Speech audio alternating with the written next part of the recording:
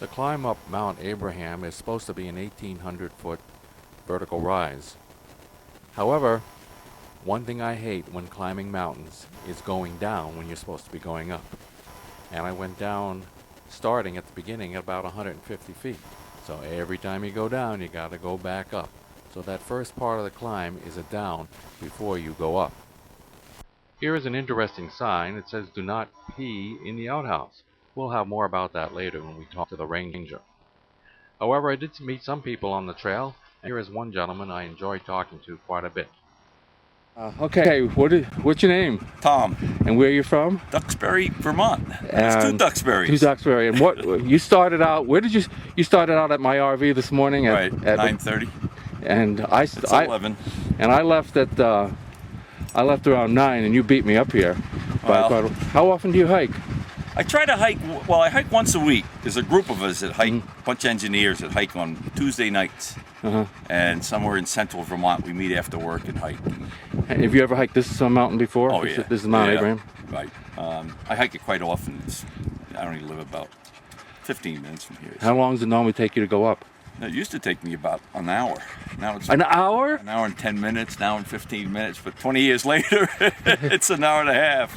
I'm happy if I do it in 2.5 hours. It's okay. It's all right. We all Although I go at our stopped, own pace. I stopped to talk to you. I stopped to talk to some people down below. It's about enjoying. So. And I see you have a little friend here. What's his name? His name is Marley. He's a pup.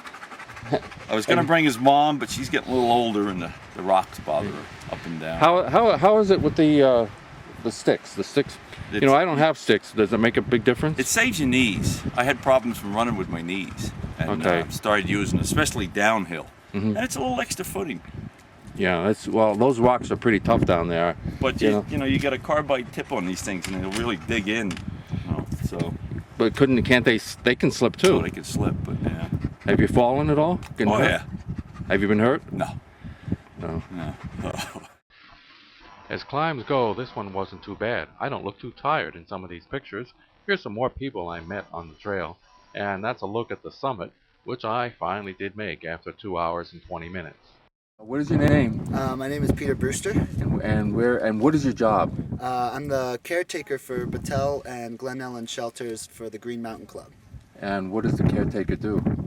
They maintain the trails, just basic maintenance, take down any obstructions, any blowdowns. What's a blowdown? A blowdown is a tree that's blown over from the wind, that's blocking the trail. I also take the human waste that's left in outhouses and compost those with bacteria and natural microorganisms that turn it into dirt. And after those guys do their thing in high intense heat, it turns into just regular soil. Where does the high intense heat come from? It comes from inside the. We put a mixture of the sewage and bark mulch into a big bin, and just the sun hitting that and the mass and the organisms doing all their things just creates high heat, and you can actually feel heat coming off from the center. What about the toilet paper? Toilet paper breaks down. We ask that you don't pee in it. Because, I saw the sign. It says do not pee. Yep, the microbes don't really like a lot of moisture. They move around in the dry dirt. There's always about maybe a couple inches, 4 or 5 inches at the bottom. That's called the anaerobic layer, which where all the moisture settles. And there's no decomposition down there. So when we mix it, we try not to disturb that. And we mix every so often just to add more oxygen into it. Because with oxygen and the heat and the microbes, they release carbon dioxide and water vapor. And that's basically the only exhaust from the decomposition. Have you seen, what's the strangest thing you've seen up here? And I'm going to stand up because I want people to see where I am. I've seen a couple of hang gliders take off right from over there. It drops down pretty steep, and I've heard that this area, because of the lake to the west and that funnel that comes right in, creates some pretty powerful winds, and it's a really unique area for paragliding. And there were a couple of guys that came up the first guy sort of caught me off guard. I was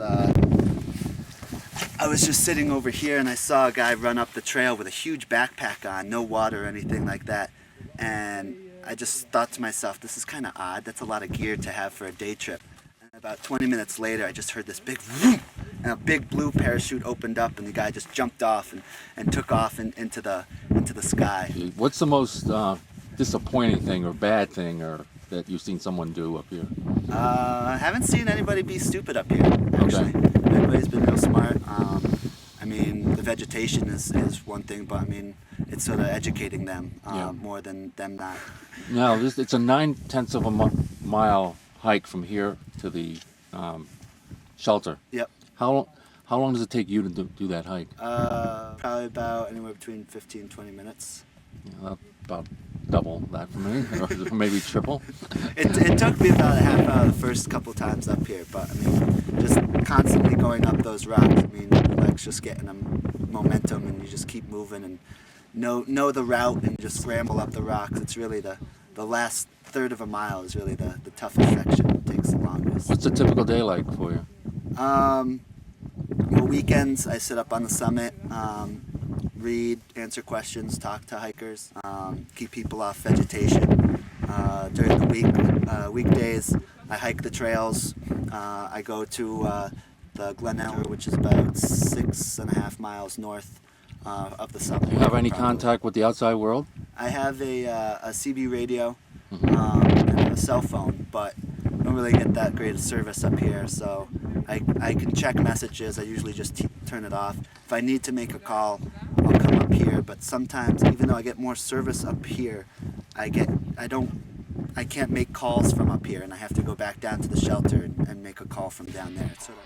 On top of Mount Abraham, there was a plane crash. The ranger was able to give us some information on it, but I found out some more. This crash occurred on June 28, 1973 in Lincoln, Vermont. The pilot died. His age was 49. He collided obviously with the trees. He was in VFR flight, but he flew into adverse weather conditions. He misjudged his altitude, and he obviously misjudged his clearance. He was maneuvering around clouds, and he continued to fly into a cloud bank and did not see that the mountain was there. I will tell you, he crashed at about 3,900 feet, and the top of the mountain was only 100 feet further. He almost made it. You never know what you're going to meet on the trail. Here was a monk from Thailand, from the Meta Earth Institute in nearby Lincoln. These are two giant boulders called the Carpenter Rocks, named after two people who supposedly built the trail. Two girls who graduated from Nauset High School from Cape Cod, which is where I'm from. How about that, meeting them on the trail? And this is the girl I call the fashion hiker. Perfectly coiffed hair and perfectly clean clothes. Another coincidence on the trail, an administrator from Barnesville High School, we discussed some common things we knew and some common people that we knew. Lo and behold, when I got back to the parking lot, there was a woman meditating.